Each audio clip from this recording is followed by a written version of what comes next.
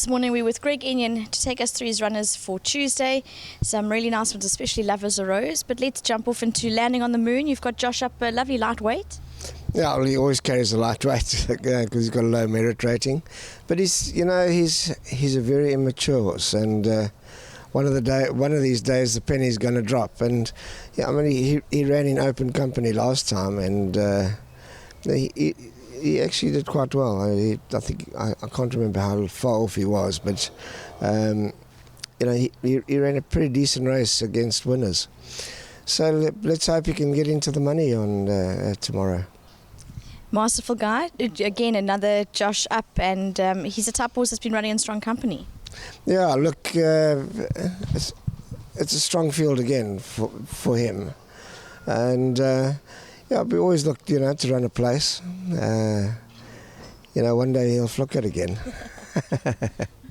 Love as a Rose, I mentioned she's quite a nice filly. You've got Keegan DeMello, champion jockey up. Yeah, the whole weight thing was Grant van Niekerk was supposed to ride her, but he couldn't do the weight. And then once the fields had all been completed, and they put the weights up from 53 to 60, so he could have ridden it. But anyway, I'm very happy with Keegan on. He does know her. He's ridden her before. She's doing very well at home. Look, it's a very closely contested race, this. Obviously, Glenn Cotson's filly with a merit rating of 102 stands out, but that's based on one run. So, Love as a Rose is consistent. She actually pulled hard last time in her race, and Grant got off and he said, he pulled her arms out for 800 metres, and had it not been for that, she would have won. He said because at the 100-metre mark, she just had nothing more to give, and she only got beaten 0.9 of a length, I think it is. So we've changed her bridle, and she seems a lot better, and hopefully Keegan will be able to get her to settle early and run on strongly. So, yeah, I'll give her a fairly decent chance. In race 8, you've got the two runners. First, then Wyag with Keegan aboard again. Could he return to form? Yeah, he went a bit flat on me, so I chucked him in the paddock for a couple of weeks, and he's bounced back now. So, but he's had no grass work, so he might just be caught out at the end. But he's a decent horse, and I think he'll be right there.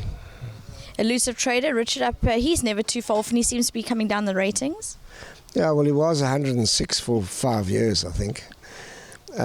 Because of for one run where he ran second in one of those big $1 million races, and yeah, they gave him a merit rating of 106, and he stayed there for years. Eventually, I found the handicap. I said, "This horse never going to come down," and so he took notice. And every time he runs, he comes down a point or two, and now he's actually dropped a division.